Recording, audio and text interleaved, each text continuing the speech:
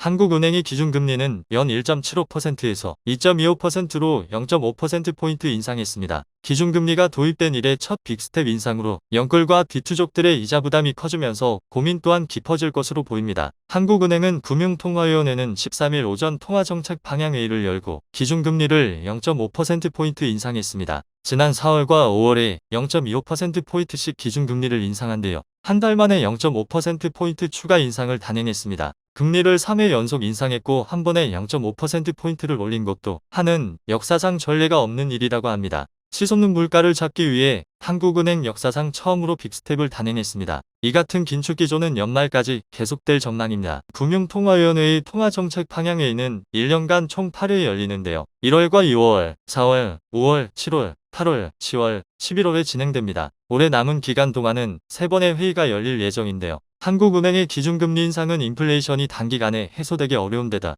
미국과의 기준금리 역전을 우려해 8월과 10월, 11월 모두 기준금리를 올릴 가능성이 높습니다. 하지만 급격한 금리 상승에 따른 부작용을 감안해 지난 13일 발표와 같은 빅스텝을 반복하지는 않을 것이란 분석이 나오고 있습니다. 기준금리 제도는 1999년 5월 도입됐습니다. 2010년 중반까지는 통화정책에 따라 집값이 상승 또는 하락되는 양상을 보였지만 그래프에서 보시는 바와 같이 2015년 이후 저금리 기조가 장기화되면서 통화정책에 따른 변동성이 약화되는 경향을 나타냈습니다. 앞서 살펴본 바와 같이 지난해 8월부터 오른 기준금리가 올해까지 5차례 인상되고 빅스텝으로 인상이 되는데요. 물가 인상과 함께 급격한 금리 인상 등으로 주택시장은 과거와 다르게 금리 충격 여파가 크게 작용할 것으로 예상됩니다. 물가 인상과 급격한 금리 인상에 따른 충격 여파가 크게 작용할 것으로 예상되는 만큼 주택시장도 관망세가 상당 기간 이어질 가능성이 높습니다. 집값 급등에 따른 부담과 지난해 하반기부터 이어진 대출 규제와 금리 인상 여파로 상승세가 한풀 꺾이면서 최근에는 집값이 약세를 보이고 있는데요. 전문가들은 거래 절벽 현상이 장기화되고 있는 가운데